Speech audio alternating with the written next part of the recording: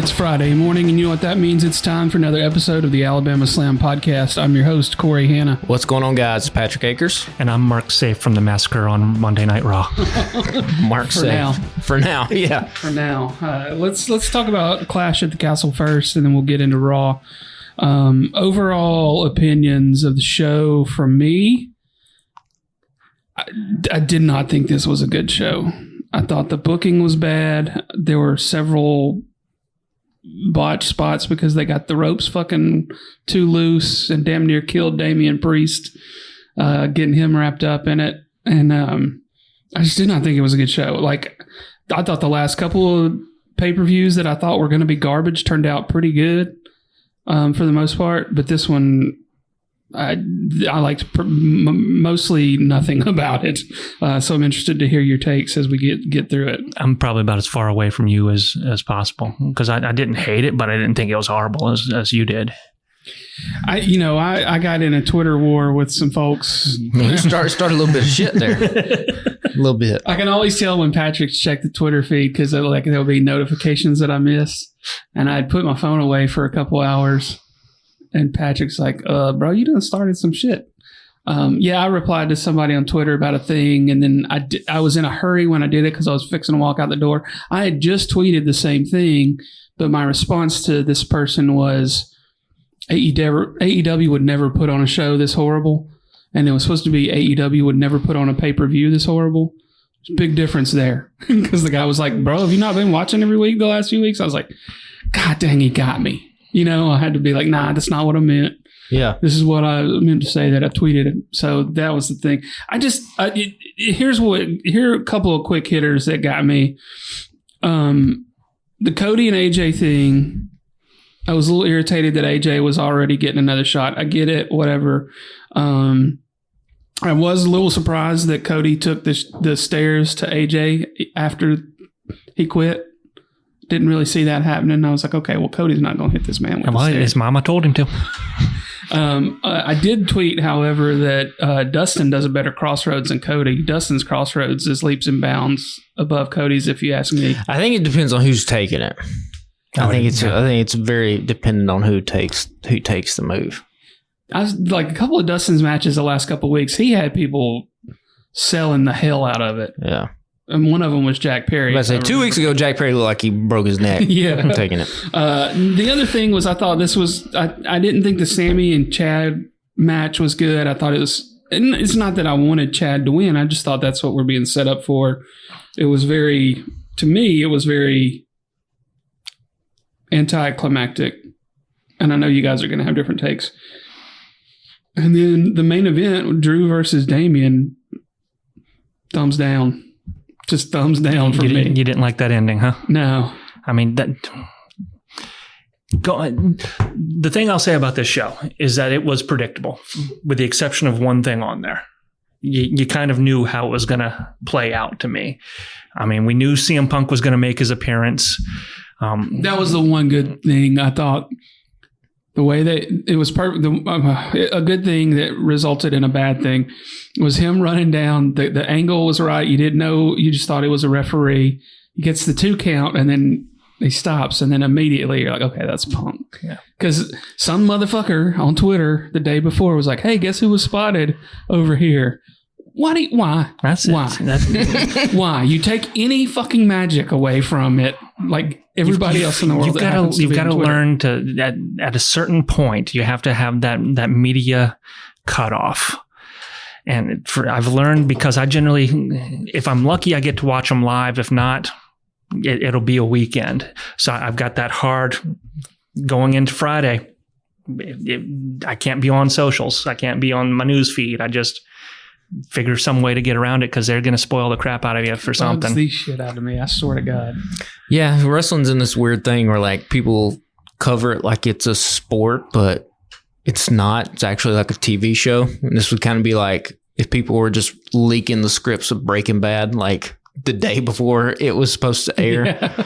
I didn't hate this show. I didn't think it was great. I think part of the problem with WWE is that when it's predictable, it doesn't have anything else to fall back on because the matches are just kind of See, now the AJ and Cody match I thought was a fun match just for what it was, in the sense that, you had people just trying to do the I quit, and AJ, being his jackass self. Mind you, the handcuff thing, when you're putting somebody in handcuffs behind their back, you can't have a 12-foot lead on those cuffs. I can see that one coming from a mile away. And that's why I didn't like the I quit between Cody and AJ, is because they're doing I quit, but they're doing their version of it, which is very watered down, where you have a thing where somebody puts somebody in handcuffs and you go, well, goddamn, that bitch is my fat ass could get my legs under there. Yeah. But I liked the Priest and Drew match. I did too. I thought that was the best one of the night. I was curious if I thought that the moment when he got hung up in those ropes, because we knew that CM Punk was going to make that appearance in some way. That gave, yes, it was a botch. I don't think it was designed to be that way. But from that moment on, I was a heck of a lot more engaged, because I'm like, all right, that he really got injured. How bad is this? Are we going to make an audible? Is something going to change here? So it gave that flair. And kudos to Drew, because he did the best he could with trying to get him out of there without making it look like he was. Yeah, and the announce team helped him out there too with the heavy lifting of, Drew just said he can't beat him on the outside, so he's got to pull him back in. All right, well, whatever you need to sell it as, Chief. It was. I enjoyed the main event though. I thought it was good. But yeah, everything else on the show, Sammy and Chad, you're basically just building it to the one moment. But you had so many moments in there where they're just teasing that moment. I mean, that crowd was hot as hell for Otis when Sammy was just out there just looking at him. And Otis, you're not sure which way he's gonna go. We all know which way he's gonna go, but I thought the women's match was fine. That's not WWE strong suit is not those crazy 3 people in the ring at one time matches. Yeah. Because if you're going to do that, then you need to go the AEW style and just everybody just needs to be flipping and shit like that, because that's about the only way to keep. They tried to do a middle ground, and it didn't really work. And I don't even blame Jade for like you said, the ropes shit. I mean, that shit happens. I don't know how the WWE hasn't figured out the rope situation yet, because it happened again on Monday Night Raw with Braun Breaker. It's something about how they do their ropes. I think they actually tape them in vinyl electrical tape, which when they get sweaty, they get slippery, and it's not an actual steel cable. So it's crazy how wrestling's been around this long. We haven't made any advancements to the ring itself. It just kind of is how it's always been. That's the way we did it in 1963. Yeah. But yeah, Cody and AJ was fine. I mean, Cody still feels like he's in a holding pattern. Yeah. With his title. I'm guessing you probably given this thing a 2 out of 10 or something. It's pretty low. Yeah. Whereas I'm kind of it's a 6 maybe. I'd do a 4, so that's good. 2, 4, 6. We're right in the middle of everything. I mean, it wasn't the best thing I've ever seen them put out. But, it is. But I here's the thing, and I know y'all vary on this because you're big on the 15 match card of the AEW stuff. I didn't say that. I ain't got that kind of time in my life. And so these, where it's, you got that hard 3 hours, you got 5 matches, I'm in and I'm out. I can pop in and out between little breaks in the commercials. I'm okay with that. I don't need, all the filler stuff that the AEW pay-per-views go on, that we come in and say, this is where the pay-per-view should have started. Yeah, I'm more a fan of the AEW pay-per-views because of the quality of most of the matches. Lately, there have been some fillers that weren't necessary and didn't necessarily need to be on a pay-per-view. I think we named at least 2 or 3 matches last time that were this could have headlined Dynamite. Why was it on the pay-per-view? But if you're going to put them on 5 matches for a pay-per-view, which looks like they're going to be doing for a while, they need to be bangers to me. Or at least tell more of a story. Or at least one, I feel like you need one. One needs to be one when we come on this podcast and be like, okay, that'll be one that we remember for the year. Yeah. When we do a year-end list, like a top 15 match. I just don't feel like recently they've kind of had, other than, I'm trying to think off the top of my head, Cody and Roman, obviously for the car crash craziness at WrestleMania that it was with Taker and The Rock and all this stuff. Sammy Gunther also at WrestleMania I really liked. Has there been anything else that we looked at and been like, that was a fantastic WrestleMania? There's probably a Gunther match in there that we're forgetting, but Let's try to. I mean, outside of that, Was Gunther and Chad this year, or was that late last year? that was this year, wasn't it? Yeah. Yeah, that was the shit. That must have been That probably was in January, February, something like that. But like, yeah, if you're going to do one of these things, like one of the 5 at least needs to be something that you kind of remember a moment from the actual wrestling match itself, not from, like Cody getting jumped by the Bloodline or with Drew with the CM Punk thing coming in. I think there should be something. The Elimination Chamber, that from what I remember, we were excited about that. That one was good, yeah. I'm trying to remember what went into Roadblock. I'm just kind of go back through the list of ones that have happened here. But I don't. Yeah. And Roadblock was actually NXT now that I think about it, so that doesn't count. Vengeance Day was that when Damian started having his weak moments, or was that? Nope, that's NXT too. So I'd say Elimination Chamber is the one that. So we got one, but if I was a UK fan, I would be kind of a little bit peeved that our boy Drew McIntyre has been in 2 main events back to back. And they have done the exact same finish both times. This one more egregious than the last one, although I don't hate this one in the way other people hated it. Nah, I'd say that was. But it is just kind of like, okay, so what's special about these things then? This is just another point in the story to get to something bigger. Now, obviously, the people in Scotland and Wales, they don't get a lot of WWE. So anytime it comes around, I'm sure they're going to jump at that ticket. But like, if they do this next year and Drew's in the main event, or is it going to be one of them things where like if Drew doesn't win, we riot? Is that those type of signs out there? Maybe. Backlash. I mean, Backlash was that was a hot pay-per-view. Now that I think about that. What was Backlash? That was the one in France with. That was good. Oh yeah. Crowd was fucking insane. But that one with more so Bloodline and Kevin Owens and Randy starting off hot, fighting through the crowd. That's a good show. I like that show. But yeah, I mean, is this one as good as that one? No. But it was, it wasn't. I don't think it was as far down the list as others. I found myself in WWE sometimes, literally even fast forwarding the matches.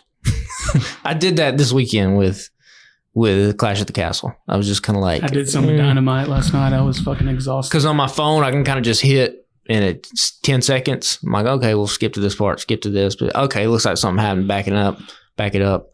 I actually watched all of the Damian and Drew match. Damian had a good performance. He still does not feel anywhere close to like a world champion. And even...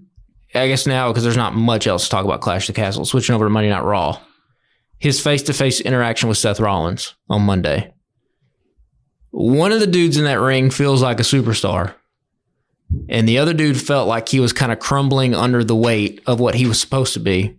And that guy happened to have the one that had the title over his shoulder. Well, they did a good job about keeping Seth's comeback a secret, because I did not expect him back this quickly. Yeah. And I have never wanted to root for Seth to win more, just so I could see him and Gunther go at it at SummerSlam. I mean, Damian is the champion, and you can make the argument the Uncle Howdy stuff is more compelling than him. We'll talk about that. The Liv and Dom stuff is more compelling than anything he has going on. Now, mind you, he contributes to that, though. I'm going to give him a little bit of a part of that. He is the straight man trying to keep... That is the authority that gives it consequence and to it. I'm glad you mentioned straight man, because this is exactly what I was going to say. He is the straight man in comedy. Damian Priest is the Ed Helms of the Hangover crew. The problem is... Your world champion should either be the Bradley Cooper of the Hangover, or he should be the Zach Galifianakis. Does anybody remember a scene from Ed Helms in the Hangover? Him waking up with no teeth. He got no teeth. That's it. That's about the only one. That's one scene out of an hour and a half movie. But you're talking. I love me some Ed Helms. He's great. He's great. But he's not Bradley Cooper. He's not. But you need Galifianakis. You need him to be that, because he is the world champion. If he doesn't have the world championship, he can't be the authority figure in that situation, because he has no backing or call to be the authority figure without that belt. He's the only one in the group that has it at the moment. So that gives him his authority. You need him in order to make it have consequences because Rhea's not there to establish the consequences. Does he feel like when he comes into a scene, he elevates it or weighs it down? He comes in like he's bumming you out, but that's his job in that scene. I disagree. I'm not. Well, but here's the thing: I'm not arguing the fact that I don't think he should be champion for long. I don't think he's a great world champion face for this, but the belt is what gives him the authority for this story. And I think we're moving through this story kind of fairly quickly. Well, I wish they would have moved through it a lot faster and Clash of the Castle. He's the bummer dad that comes in. You got the uncle that's going to root for you to do bad things in Carlito. Carlito, baby. Yeah. You got the dude who's slipping in. That's, the shadiest shit motherfucker that's going to be the downfall in Finn. And you got the clueless kid and Dom. I just want the dude that's holding the belt to feel like he's important. I'm with you. I'm with you. How quickly can we get it off of him? I am hoping by Money in the Bank when we see an and new. But we all hoped Clash of the Castle was going to be that. But we knew it wasn't going to be. We were only hoping that it was, just because we were all rooting for the bad guy because we know how good he is as a performer. Not for the character. We were rooting for the performer in that case to get his due for being in his hometown. Player hater of the year. And that's, I respect Drew for being able to do all those things that he is doing, but that story doesn't need the belt. I would agree with that, but it would be nice if the belt also wasn't on Damian Priest. I think we now have an exit ramp. So speaking of Drew, he comes out on Monday Night Raw. Pee-pees in his poo-poo pants for about 20, 30 seconds. And it's like, I can't do this anymore. I quit. You know what, Drew? Good on you. So I'm on your side. So where do we go from here? Because we know he didn't quit. He just signed a new that's the part I want to complain about. If you had done this story, if you had just 3 weeks ago, not even doing, you have him say, instead of coming out and signing a new contract and having The Rock post on about giving him the sword and shit, he signs an extension, quote unquote. So we think he's only here for a few more just to get him through that, and then he quits. Mm-hmm. Yeah, why does it need to be they are missing opportunities to make this story more exciting because of all the backstage crap that we're getting. And that's also, if they would have done that, that would have been a nice callback to CM Punk when he did the exact same thing, wins the title, 100%, walking out with the thing. 100%. Even not winning the title. Yeah. But just him being like, I'm walking out, screw this, you think it's legit. But so if we can, and I know it's impossible, only talk about the kayfabe aspect of it. So Drew actually does quit. Doesn't he have a reason to quit? Because the post press conference, Clash of the Castle, who was up there answering questions? CM Punk. All hunky dory, like he didn't just cost this man the world title, like passing out donuts. In any kind of other context of any kind of sport, where could you screw over the biggest thing, the biggest match you can make, and then be praised by management? Like, that's a crazy situation. So I'm glad Drew was just like, and I'm glad it was quick too. He was just like, no, screw this, I'm out, I'm done. And then also it was a nice little setup because the camera follows him, which then sets up the backstage universe for what's going to happen with the Uncle Howdy stuff, where now you get a feel for the layout of the scene of what's going to happen. I watched this a couple different ways. I watched it on TV, and then I went back and watched it online. And evidently, I don't know what I stumbled on online, but it was awesome because I got additional footage that was kind of weird, where they followed Adam out.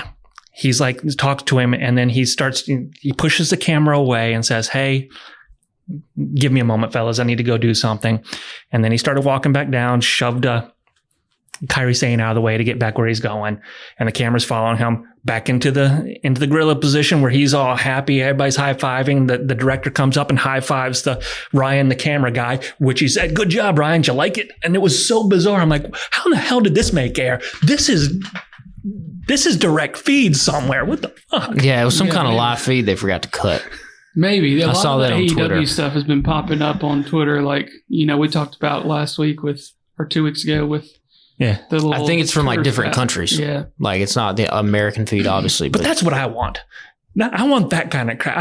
Like when the fight TV goes to commercial break. Now, mind you, it's the wrestling and the commercial breaks is generally filler, but the garbage that those three men on AEW are talking to each other, it's worth it. And then of course, Liv Morgan.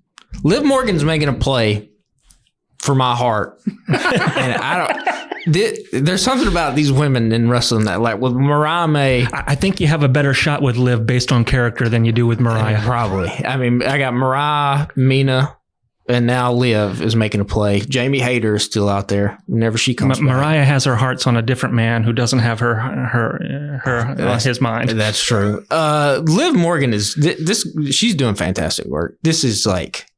And again, I think I said a couple podcasts ago, I shouldn't be into this. Like, I should roll my eyes because this is stupid shit. It is stupid, but it's fun. But she's so good at it.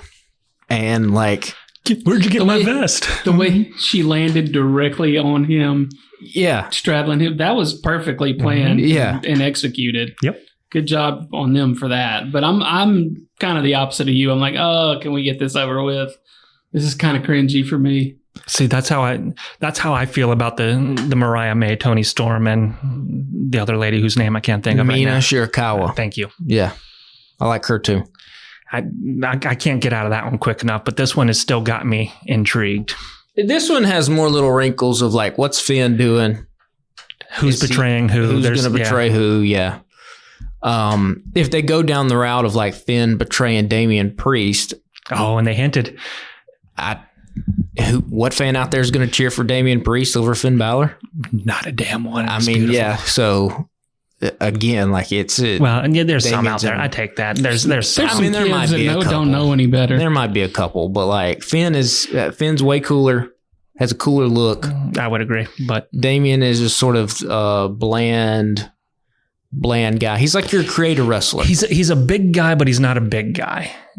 You know what I mean? When he's standing, I mean, he's tall and he's got some muscle to him. And do I think I could take him in a fight? No, I don't.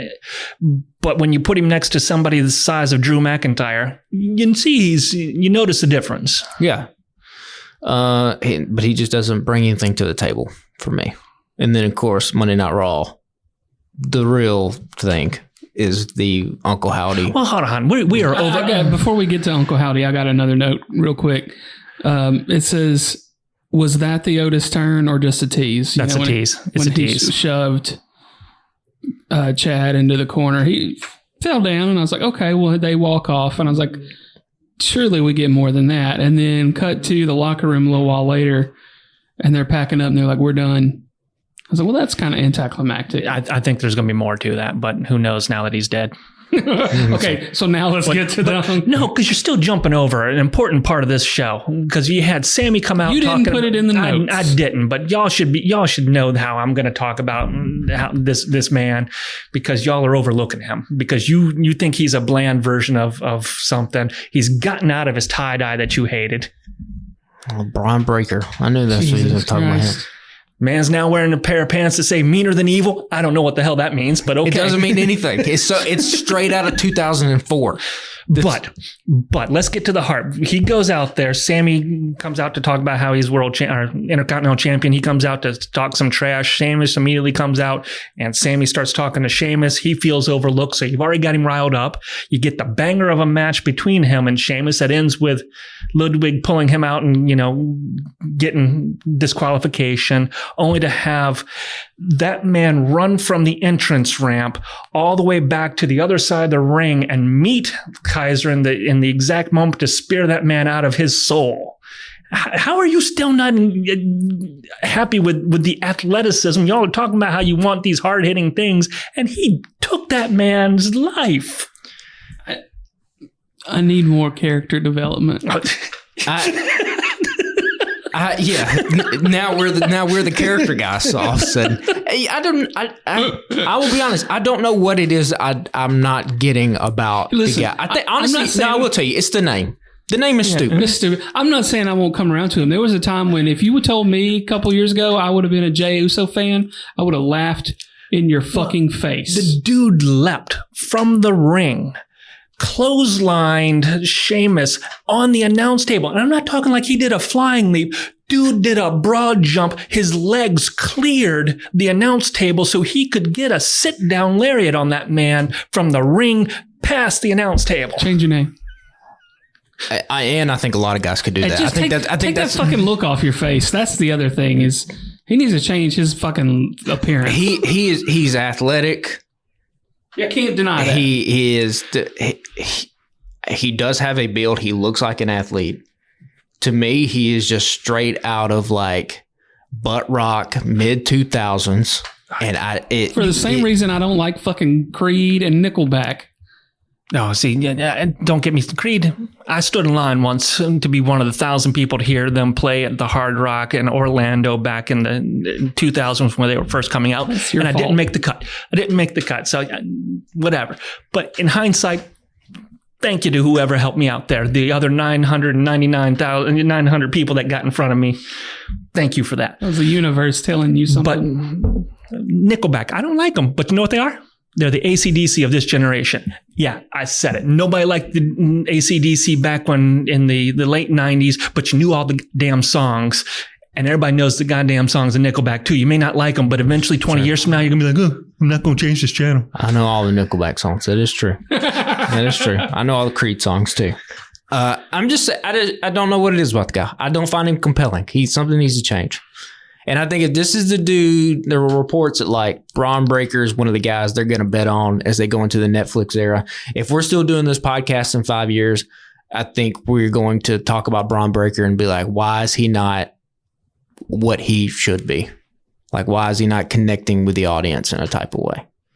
I will agree, he's got all the tools, minus the stupid name and the meaner than evil. What does that even mean? He's gotten rid of the tie-dye for you. He's taken his baby steps. I think he will eventually claim a Steiner name. But I would rather him fully embrace the 80s tie-dye. Like the reason I didn't like the tie-dye is because it was a middle ground. Like he's got a hard rock music, but he's got tie-dye tights. If he had like an 80s the man for his synth, dumbass music, that's a dumbass choice that hopefully they'll change here in the future. True, but if you're going to do the tie-dye 80s thing, go fully into the 80s where you come out in the character and you have straight up 80s looking clothes on. Then I would kind of be like, oh, this dude's just like a... Here's my prediction. Next year at fucking the Royal Rumble... 3, 2, 1.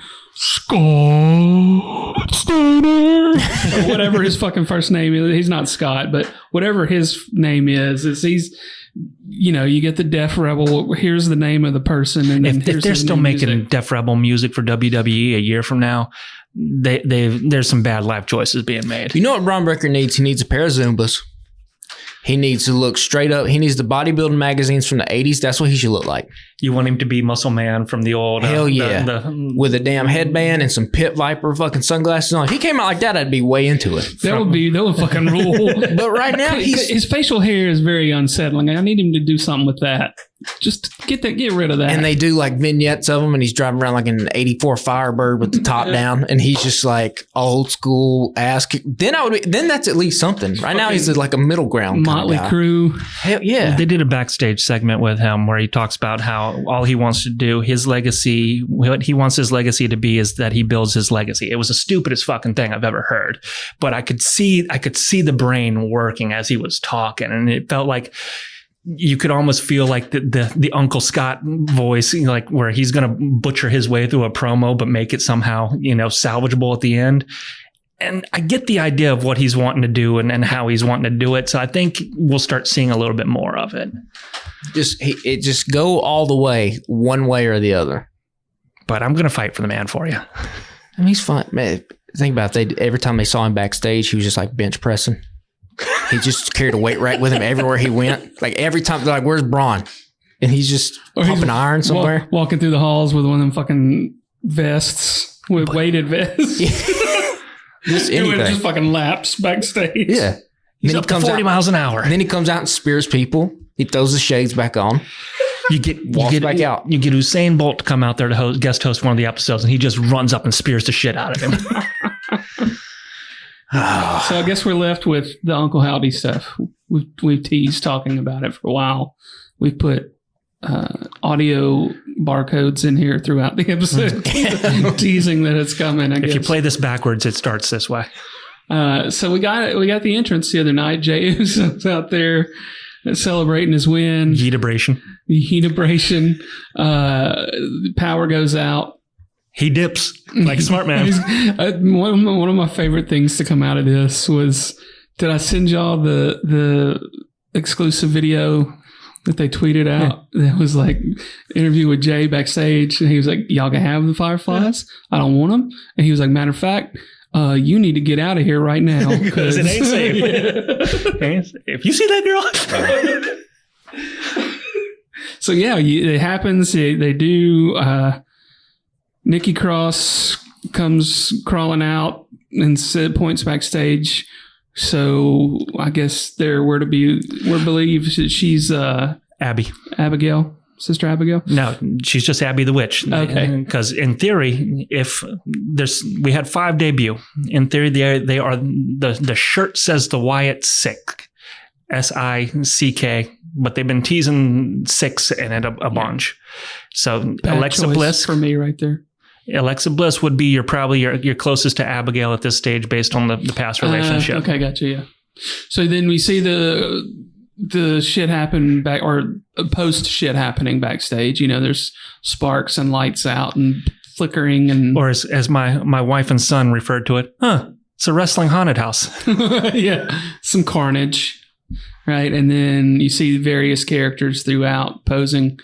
And then the hallway lights up. Uncle Howdy comes out, leads them out to the. And I don't know if you noticed this, but he almost went full Shockmaster, because when he was doing his little walk through the smoke, he almost fell. He almost fell on his ass. Yeah, boy, that would have ruined it. It would have. It would have been bam, dead on arrival. Yeah. I dug it, man. Yeah. I liked it. I thought it was a cool payoff, but where do you go from that to make us? I mean, you're going to have to go full fiend. You're going to have to go full fiend for a little bit, where they're going to have to be protected, and they're going to have to be dangerous and deadly and unstoppable. Yeah, they're going to have to beat the shit out of people and take control of things. And I mean, anytime you do a character like this or a stable like this, the question is, how do you get it in the ring? Because this is pro wrestling. Like, they have to have wrestling matches. They just can't beat people up backstage. Can't be spooky every week. Yeah. At some point, a bell's going to have to ring and a referee's going to have rope breaks and things like that. So how do you pull that off inside the confines of that? So that will be a question. But for right now, they have done a really good job of presenting these people in this one context of the show. I thought it was some of the best production WWE's ever done. Oh, yeah. It felt creepy. It felt like a horror movie. When Nikki Cross, Abby, came out and she looked up with that mask, I was like, holy shit, she ain't got no eyes. I mean, they did a good they did a good shot of making it feel weird as hell, dangerous. There's going to be 2 things this comes down to. One is the creative, but that's with any kind of wrestler, what their creative is. The second thing is going to be, this stable will go as far as Bo Dallas is talented enough to take them. And I don't know how talented. He's a fine wrestler. He had a lot of ups and downs in WWE. I don't think he's as charismatic as his brother. Nah, the Bo Leave character back in the day, it was fun, but it wasn't. It was mid card. Yeah, it was great on NXT, but when it made the transition to Raw, and that could be behind the scenes factors too, it didn't succeed as well as it did in that smaller venue. But now he's the guy. He is the one in the center. He's the one carrying the lantern. It's going to be interesting to see how he pans out, because if he is not good, it's not going to matter what anybody else is doing in that group. But he's got a lot of skin invested in this, so this might be his time to really show out. Yeah, it's this or nothing. Like, yeah, I feel like probably. Like, also, we talked about this before we recorded. Are we supposed to believe that Chad Gable is dead? No. No, but somebody, and it could be one of them things. It's live TV. The makeup artist does what they do, and they're like, "Hey, fuck it, we got two minutes to air. Like, we got to roll with it." Somebody should have been like, "Hey, the wound doesn't need to be on the side of the head. That straight up looks like he's been executed. Put it in the front. Put it somewhere else. The side of the head like that is." Hear me out here. So Gable gets back there. He gets jumped by these people that make you question what you've done in life. He has an epiphany. He goes back to Otis, Maxine, Tozawa. He's like, "I'm a new man. I've seen the light because I almost died back here. Somebody shot me in the head and the bullet just happened to only graze me. I'm alive." So we get that moment of he kisses their butt to get them to like him, let him back. For that moment of when they are in a position to do something exciting where they're going to show out, that's when you have the Creeds come out of left field, blindside him, and he rips off the mask and says, "Yes, I was evil the entire damn time." And then you get the match between him and Otis, and you get your climactic ending. I mean, yeah, that's probably a smart way. It's probably what they'll do to get into it. Or what if he just like locks Otis and the rest of Alpha Academy in a room with Uncle Howdy? Shoot him. Get him instead. That's going to be another thing too, is like, who do they go after first, this group? Because I don't think they're going to have a thing with Chad Gable. Like, I don't think that's where that's going. I don't. I mean, maybe, but they can't go after the world title because I mean, you've already got that kind of earmarked for the Gunther.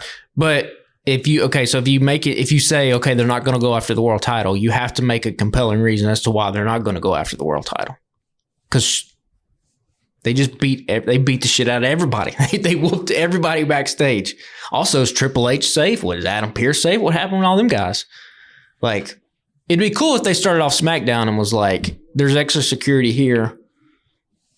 Adam Pearce is away with his family because he's getting threats from anonymous." Like, they need to build these people up as a serious threat. Like, are they going to be SmackDown and Raw? As a full outsider force that is not controlled by the WWE. They're not wrestlers. They've got the right people in this to make that happen. I mean, we'll see. Dexter Loomis was good as a creepy ass stalker. Bro, when we started this podcast, I was like, this Dexter Loomis and Miz shit's pretty fucking good. If you go back to him before he got into WWE, it was turned up there. So, I mean, he's got that shit on lockdown. Joe Gacy has that same kind of vibe at times. So it'll be interesting to see them working together to kind of go. You got Indy Hartwell, who's posting memes about getting divorces. And then who's the other one? Rowan? Yeah. Rowan. Who's your legacy at this stage. I think they go after Braun first. That's who I was thinking. And then Braun. Strowman, not Breaker. Yeah, Strowman. Then they need to put him on the shelf for a minute. Like, they need to feel like a dangerous force. Which would give us the opening probably in that triple threat match, which means that here's hoping that it's Ilja that comes out of that as the winner of that one, because I'm done with Bronson. I don't need him to be in the title scene. Nobody wants that. I mean, he's fun in a ladder match as a big guy falling on people. It's about all it's crazy that, like, in New Japan he beat Okada, and now he's just like a random dude in WWE. You guys got anything else? Oh, the one thing since we didn't do a show last week, we haven't discussed was Ricochet was written off because he's not re-signing with WWE. Yep, sure was. By my boy, took him out. I mean, what else do you want me to tell you? Also, why didn't you, if you were going to do this, why didn't you just wait a week and have Uncle Howdy do it? Oh, because you need to establish Braun Breaker as that threat. And I have not, let's be honest here. That man, I have not seen somebody be thrown into the side of a building that well. And I'm saying this because I enjoyed seeing Rey Mysterio get lawn darted into a side of a building, 20 something years ago. And the way he flat backed that back on the ground, I was like, are you talking about when he threw him in the truck? Yeah, when Braun threw him in the truck. That was pretty brutal. I mean, listen, we said it on this podcast. Ricochet can either stay in WWE or he can go to AEW. He's going to be in the same part of the card wherever he goes. So it looks like he took probably more money or the same amount of money for 1 day a week or 2 days a week. And not... Oh, you're being generous. one weekend it's National Guard over there. Come on, you do it 1 week in a month. Well, he'll come in and do one match, and then he'll do a promo and a vignette, and then he'll come do another match.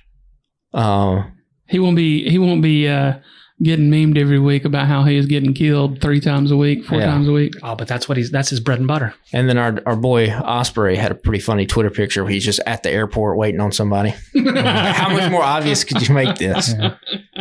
Well, let's switch gears and get into AEW talk for the week. Did you guys have anything from Collision, or do I just want to do quick hitters here? The Father's Day segment was I did enjoy Christian Cage Father's Day. Yeah, Tony Khan, I just want you to know, fathers don't usually give sons a gift, but I'm going to be the gift that keeps on giving here. Yeah, I thought that was he carried kind of that whole show. Shunning the gift from Killswitch, the painting. Yep, that was the best part of that entire show. Yeah. I've got you had the House of Black and the let's not catch a break of people breaking their legs. Oh, yeah. What I missed there? Matthews landed awkwardly, and they had to cart his ass off. Oh, that's right. I forgot about that. Shit.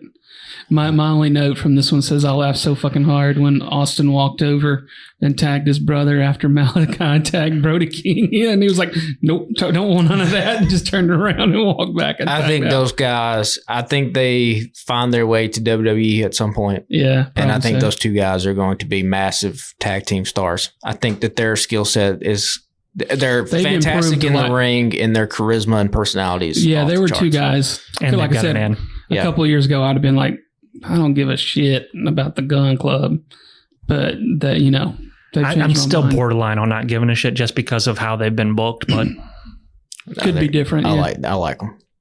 I've got a quick note about Thunder Rosa, new look Rosa with like jeans and a t-shirt.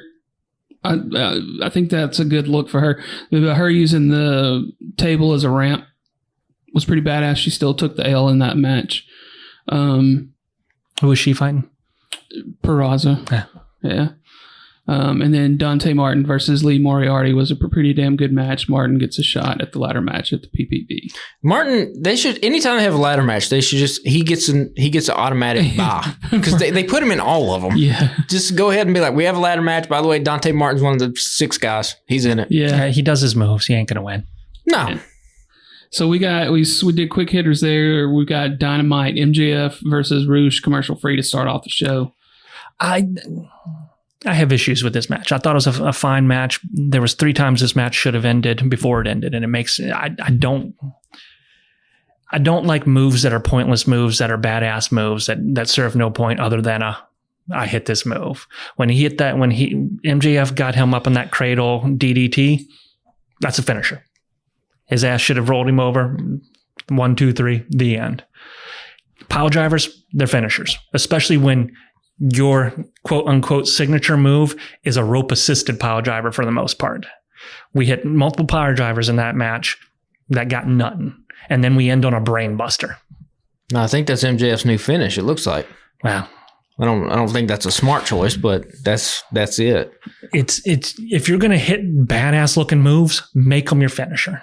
Don't make that the end of the match. Don't make that your mid match high spot of the moment. It was nice to see MJF back. He looks like $1 million.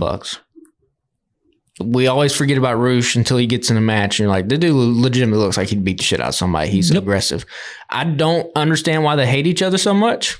Because MJF made fun of him and his English speaking ability in one of 3 different borderline racist things he said in that return promo. So maybe. All right.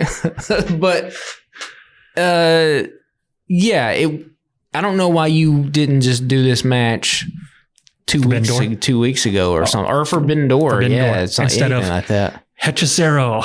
Yeah. Random guy that's now hanging out with the gates of agony, the cages of agony. Cage of agony. I had a thought this morning. I was like, I'm going to save $50 and I'm not buying the pay-per-view this month because I don't really care about it's a throwaway pay-per-view. And then I was like, God damn it, they're doing Ospreay versus Swerve. I was like, I got to spend $50. You don't. I'm gonna spend $50. So you can have my login if you want. Yeah, I may just holler at you later and be like, "Hey, I'm not missing anything Ospreay's doing in the moment, because I do feel like this is a wrestler that people are going to talk about for years. I do think that guy's that special. But I think that's my problem. Is like I don't want to spend the $50 for the one match because I don't really care about any of the others, honestly. The next thing that's on the notes is talking about Ospreay and Swerve facing off. I'm pretty sure. There. Yeah. And the promo, it started off bad, got good, and then to me it lost me at the end based on Ospreay, and then Swerve at the beginning, Ospreay at the end. When Ospreay is out there talking about I'm the best wrestler ever, and Swerve responds essentially, "Nuh-uh, I am." I'm like, he needed to say, instead of saying, "No, I'm the best wrestler," it's just some smack ass talk of, "You ain't even the best wrestler in this ring, bitch." Just make it an aggressive step up. They started getting a little more personal once Swerve started talking about his family. "Don't talk about my family, walk out," whatever. And then Swerve calls him back in with the family talk. And then Ospreay does this power walk bullshit, chest bump, goofy ass thing at the end. I'm like, punch the motherfucker. You said, if you talk about my family, you're going to regret it. That ain't regretting, man. That's you just walking up there like a fucking dumbass and just going, and it just made me so damn mad. I mean, I've seen so many of them things in locker rooms before. Like, that's kind of just how it goes when nobody really wants. And they do have an underlying friendship that seems to be tattering. So you could explain that in ways like that's why they didn't get physical with each other. I did think. Yeah, but like 3 weeks ago, he was on Swerve's podcast, and you could tell they're like BFFs. But I did. This is a sport where you're punching each other in the face, and Swerve don't got friends. So I hate to break it to you. All right. I did think that Ospreay kind of bodied Swerve a little bit on the mic. Swerve in this promo felt, like you said, the beginning was kind of clunky. And then Ospreay, when he came in and was like, "You had a hit row and I had a hit list and I took every one of them out." That was pretty good. And then, like you said, Swerve's response was just kind of like, "Oh, no, I'm the best because I'm the champion." It's like, okay, well, we need a little bit something. I did like Ospreay being like, "Let's not make this personal." Because it's going to get that way. It will get that way. And see, that's where I like Swerve coming in. No, I want to make this personal. But again, Ospreay didn't respond to that. They both had moments where they could have stepped up their game to make this, but they fumbled. Each one of them fumbled. It was a double turnover. And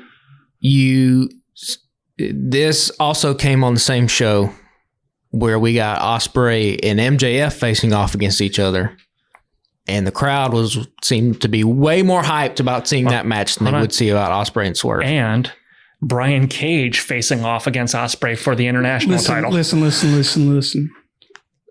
Why do we need Brian Cage on TV every week? Sometimes twice a week. He was on this episode 3 times. You know why? Because Brian Cage he's 2005 Kane to AEW. That's what he is. If you remember back 2005, Kane was the guy where all the GMs were like, "Tonight you're going to face Kane," and the wrestlers like, "Oh shit!" And Kane always got beat. He just always lost. That's basically what Brian Cage is. He's a big dude. He's going to take an L. And he's going to eat an L, but they're going to make it seem like it's a big deal while he's wrestling. Best case scenario is Brian Cage is actually still part of Mogul Embassy, and he's there to injure Ospreay to make it easier for Swerve. I don't think that's the story they're going to tell, but best case scenario for him. I mean, for Brian Cage, sure, if we pull him back in that, but like, I don't know. I mean, I gave AEW credit a couple weeks ago because I was like, "What's the biggest match you can make right now?" Ospreay Swerve. At least they're not saving it. They're going to do it, and they're doing it now. But like, how do you book yourself out of this? One of them's got to lose. Somebody's got to lose. And if MJF and Ospreay, if you're gauging off that reaction by the crowd and wherever they were at last night, the Midwest, what do you think the crowd reaction would be to MJF and Ospreay? And if you are trying to sell out Wembley for a second time, what is the bigger match that you can do? Yeah, you had MJF than Ospreay and MJF. MJF headlined last year. So Swerve, to Swerve's credit and to AEW's credit, he does feel like a big deal. He's involved in all the stories. If you'll remember when Hangman was the champion, we were like, man, Hangman seemed kind of irrelevant, and he's the fucking AEW champion. At least that's not the case with Swerve. Swerve is in damn near 3 to 4 segments on both Dynamite and Collision every single week, be it a promo or something. He's involved in the mix, so at least that's good. But now he just might be the victim of bad timing, because here comes... We thought MJF was going to be out 9 months. Yeah. He's back in less than 6. And, you know, this is not Swerve's fault by any measure, but like the ratings also haven't been great. And you're the champion at the time when the ratings aren't great. Yeah, that's going to be unfortunate for him, because I think that's just a victim of the way the booking is going. And I mean, WWE has stepped up their game in the last year or two. Like, they've made a lot of changes and catered to people, I think, and like won some people back, probably. You know, I started watching again. I don't know. I mean, we're what, 6 months out from you saying you're out? Yeah, and that didn't last for long. That lasted for like 2 months. I was just like, or I couldn't do 10 hours of wrestling every week. But then I had to get back in for WrestleMania season. But the AEW World Title scene is going to be interesting, because there's 3 guys now, and they're not all going to be. Everybody can't be at the top at the same time. They can't share it. They can't. Yeah, three guys can't share the title. So we're going to see what happens. And you know, like you said, Swerve's performance Wednesday, it was fine, but it wasn't amazing. Yeah, it wasn't what you're typically used to from Swerve. So I don't know. So you wanted to discuss the 8-man match? It happened. Oh, you just had it in the notes. Yeah, I just did. I mean, it was all right. It was your typical AEW high spot. Let's throw a whole bunch of weird, random spots in here. I mean, going into it, I knew which team was going to win and lose based on, you got one team full of semi-regulars and one team full of thrown together, 3 guys thrown together, and the guy from the different, promotion. So this was on last night, and I was in the room, but the only thing I really paid any attention to was the Ospreay and Swerve promo. I was super tired when I watched it. Well, we know what you paid attention to. Mark Briscoe's promo from both 2 weeks of Dynamite have been entertaining as hell. Yeah. And Orange last night, as I say, I didn't see it. I did see it because he was just like, just go over there. But that's the thing. Get the hell out of here, Jack Perry was a minute too late, because at that point, Jack Perry had already left on his own accord. So all he's doing is being a jackass going, yeah, I chased that dude off that walked away. You look stupid. He's being crazy. He's being crazy. Get your ass out of here, Jack Perry. And Kyle O'Reilly just looks like a fucking dumbass. I mean, the only one that Briscoe and Cassidy are the only one that come off as good in that segment. I don't even remember who the 4th guy in that tag match was. Dante Martin, who's just standing there in the back. He's an extra. That's what he played in that part. Kyle O'Reilly at least he was an extra with lines, so he got the extra bonus there because he got to say something. But Cassidy and Briscoe are the only one that came out of that looking somewhat okay because of their characters, with Cassidy going, look, I ain't talking. Go talk to the fucking crazy dude. Can I rewind for just a little bit and go back to Collision the other night? I think it was Collision with Dalton Castle talking about the dude taking his Game Boy when he was in 6th grade or whatever. Yeah. That shit. God, I know you can't put him on TV every week, but can we get him on TV every week? I mean, there are guys he could take the spotlight from, for sure, and I think probably do a better job with.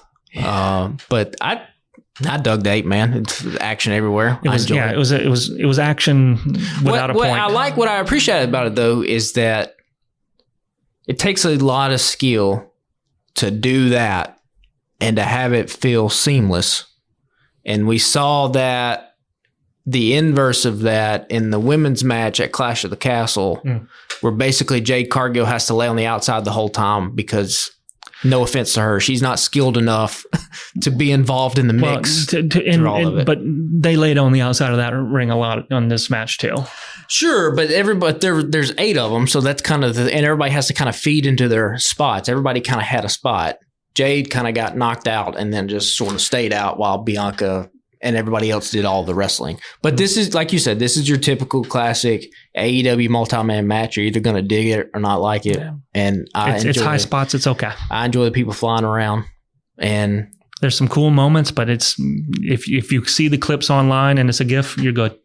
Yeah. The EVPs is the next item.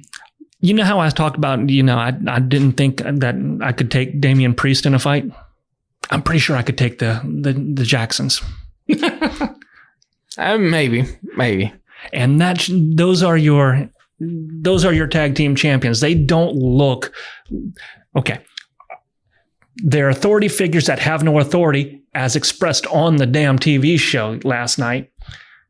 Because we're going to have this match. Well, only if Christopher Daniels and Tony Khan both say okay. Okay, so what does an EVP actually do other than nothing? You're doing your marketing for your shoes.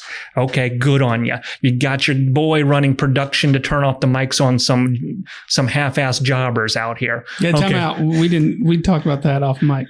We got to spin a little bit on Okada.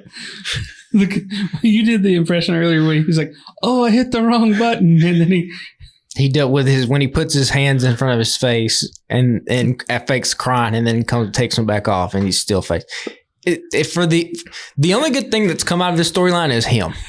And when they decide to turn him babyface, he is going to be a massive star in America. I'm so sorry. Yeah, bitch. Yeah. But so they're not an authority figure. They have no power to do their evil. They don't look threatening. You got when Jack Perry came across the screen in the middle of the Jack Briscoe promo, it went dead.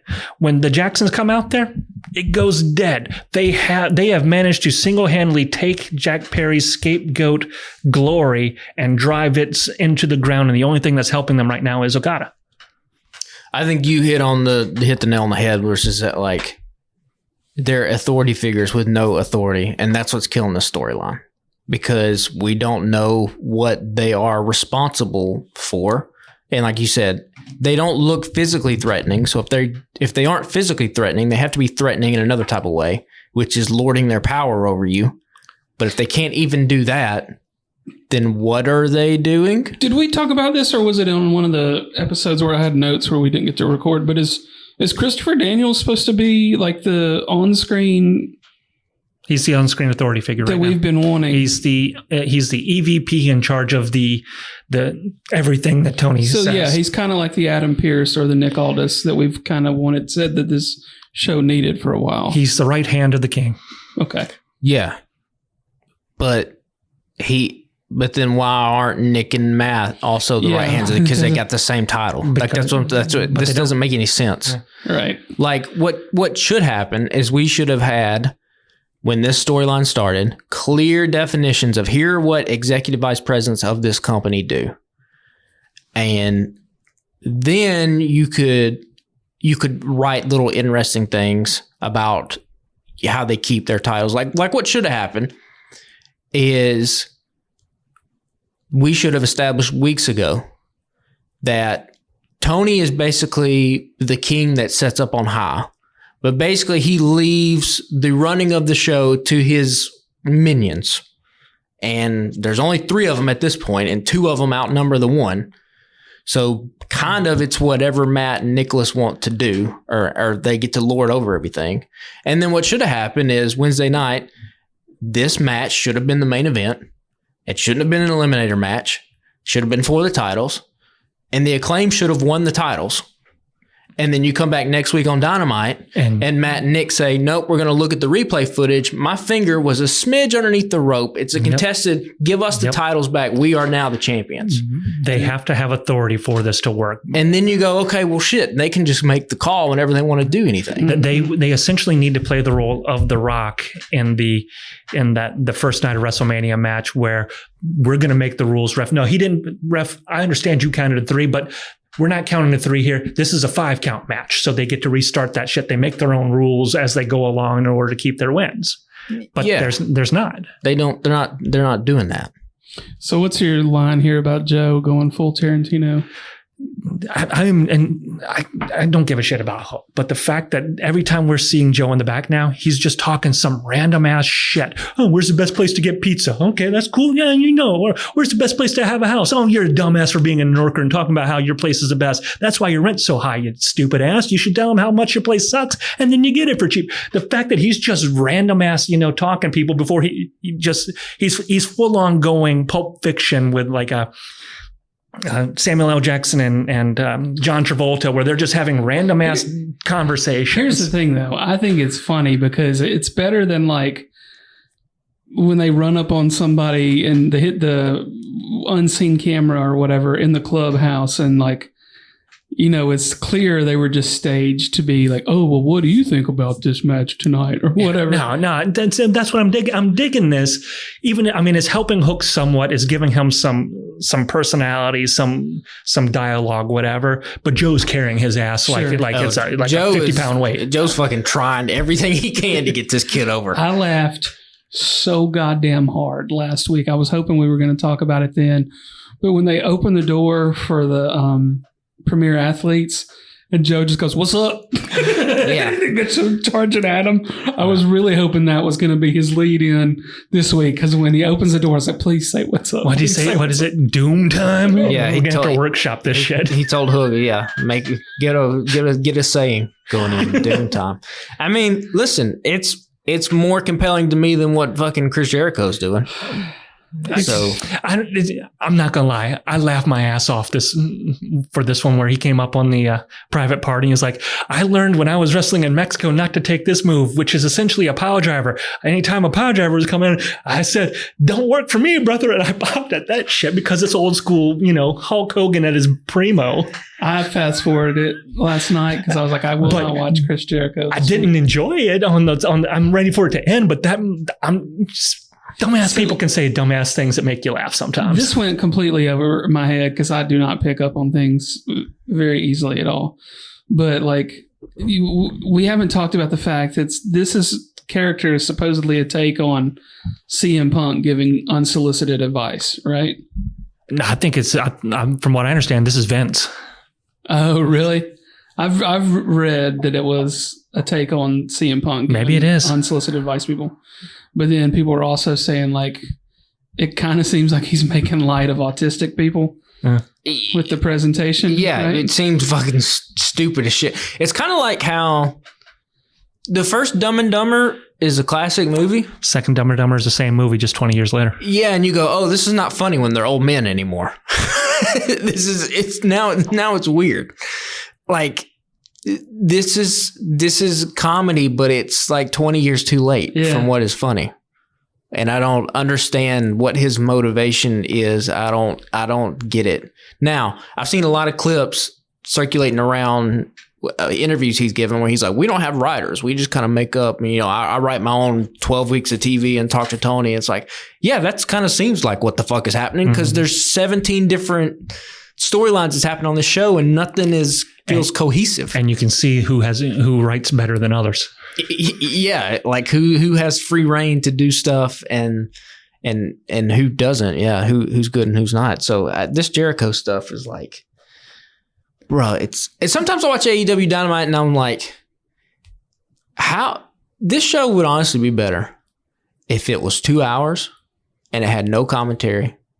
And it was just like a AEW pay-per-view with commercial breaks jammed into 2 hours, where literally it was just straight up wrestling. Because the stuff in between, half the time, it's like, for every MJF versus CM Punk storyline from a year and a half ago, where you watch it and go, holy shit, this is amazing. There are twists and turns every single week. You have 37 other storylines where you might get a great match out of it, but it's like, it's Chris Jericho doing this bullshit, or it's like them trying to get Hook over as a straight up badass, or it's the EVPs that have no power. It's like, my biggest takeaway from the Learning Tree private party segment, their security guard needs to be a wrestler over them. I do enjoy private party though, because I like when they're doing that dude, he's big and imposing. Private party is funny as shit to me. I like him, and Big Bill is getting to show some of his personality, so it's good. but it's still, I'm like, I wish he wasn't saddled with this. And Brian Keith, there's no helping that guy. This shit ain't working, dog. Which is sad because, like, I want to root for those guys when they finally get their shot, you know? Big Bill is, I mean, he's 7 foot and you can't teach it, man. I've got a soft spot for him. I've got friends that did karaoke with him back in the day. I've got a soft spot for him, but this ain't it, bro. I think, honestly, Big Bill, if you somehow listen to this podcast, whenever your AEW contract's up, you need to give old Paul Levesque a call and see if you can't come on back to the WWE. Come on home. Because you'll be a lot better utilized over there, I think. And this is day, 700 of no Ricky? I mean, Ricky is, gone, they're man. icing him. Yeah. He's WWE bound. Day 5,000 of no Britt Baker? I don't know what her problem is. She got the opposite of whatever MJF got. Yeah. I mean, this show basically, listen, if you don't like MJF and Ospreay and Swerve, you kind of don't have anything else to watch. Now, luckily, I like all three of those guys. But that is basically the show. And like, y'all said y'all wouldn't buy Forbidden Door. I'm still going to buy Forbidden Door. I may have to, but I might also end up just being like, can I just get you to log in? I mean, I think Moxley and Naito will be a good match. But They're not building it up on AEW at all. Yeah, I don't care about it. Yeah, I got zero stakes in that right now. It's for a belt of a brand that I don't regularly watch, so I don't. Zack Sabre Jr. and Cassidy will be good. Zack Sabre is a guy that can wrestle his ass off. He's smooth. He's good at what he does, but he just looks like a giant douche. Special creatine is made for some folks. Some folks need it. I think old Zack Sabre should get one. MJF and Hechizero, I'm not expecting much out of that. I don't get. Good to see MJF. I don't get why you're pushing the random AAA guy. Mind you, he's cool with his little fire entrance. Whatever. You had Roosh. You had one job, AEW, to make your group go on. And here's the thing: this is Forbidden Door pay-per-view. What's the main event? 2 AEW guys, which means that you've already looted everybody that you think is worth a shit to be a main event in Forbidden Door. So it's kind of pointless now. Yeah, that's what we talked about. It's like the Forbidden Door. It was cool when you could get to see Ospreay and Jay White and Okada, but now those dudes are just on AEW every single week. So and they're on AEW. They ain't winning. But Jay White's not winning. Okada and Ospreay are winning. Jay White is, boy, you got to feel kind of bad if you're him. He made some bad choices. Cause I think the Bang Bang Gang... He'll get there. Yeah, his booking is not good right now. Yeah, I'm not putting it on him. I think he's doing a good job, but just like everything and that's why I'm not holding out hope for Ricochet either. I mean, you have a fully loaded talent roster over on AEW. It is full of talented ass people. They get to show up on TV about every other week, wrestle every other week. He'll get lost. I mean, probably. Speaking of Forbidden Doors, you're the only person in this room that watches NXT. I did. I didn't watch Tuesday yet. So you did, but I know who showed up. I believe in him. Did you've probably seen that? Joe Hendry? Yeah. Everybody was kind of assuming it was going to happen. Yeah, they say his name. He showed up. Yeah, I've seen the footage. He didn't last long. No, he was in and out. But I think he is kind of like the non-spooky version of Bray Wyatt in that sense of now that you've let him in, he's in. Is he good? He is what he is, man. It's more. So that's a no. It's not that he's bad. It's just his personality shines in that aspect of he's a character moment guy, he's not Ospreay. Well, not many. No, you know. I've never seen a single. I've seen a couple of the backstage things, but I've never seen any of his matches. I get that fucking theme song in my head. I believe in Joe Hendry. I thought you were going to talk about Ethan Page showing up in NXT. He showed up too. He signed there finally, there, right? Yeah, he's there. He's gonna. I think he'll do better than Sean Spears is doing there. Sean Spears is not a good wrestler. Sorry, Sean Spears' role should be as a manager. And his character should be like, hey, I was the guy that could never get it done because I didn't have the physical skill set, but I have the mental capacity. Let me guide you. You have the physical tools. Let's win a championship. That's what he should have fucking been. You know who looks good jumping back to AEW? Trent with his new look with Callis. I do like Trent. That new look works on him. I like the Don Callis family little pairing they got right now. Takeshita is still a fucking brick shit house. Kyle Fletcher's is getting a little bulkier and his hair keeps getting a little weirder, and it's kind of a cool look. And then Trent, he looks like Don Callis's Trent's is ready to fight. son, yeah.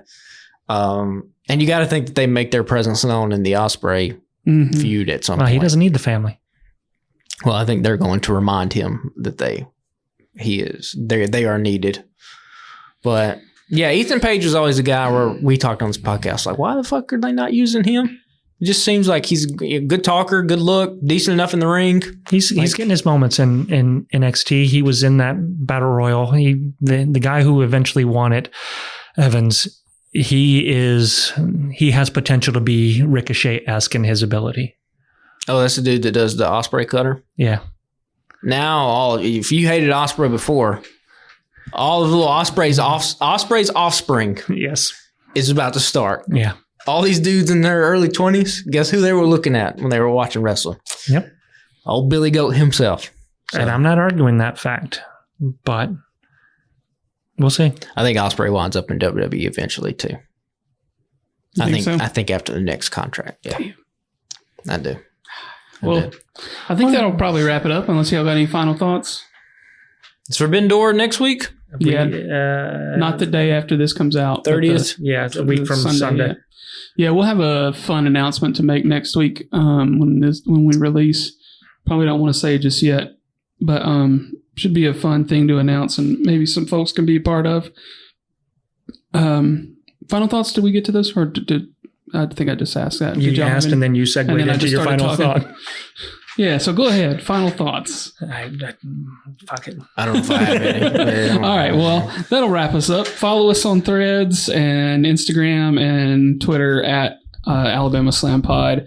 And we've got a network of fellow podcasters at the alabamatake.com. You can follow all of those podcasts through there or through the various social media outlets associated with the Alabama Take. And you can get t-shirts at tpublic.com. Search for Alabama Slam or the Alabama Take, and you should be able to find those. There's t-shirts, stickers, all kinds of other stuff for sale through there. And tell a friend if you enjoy the podcast, and we will talk to you all next week.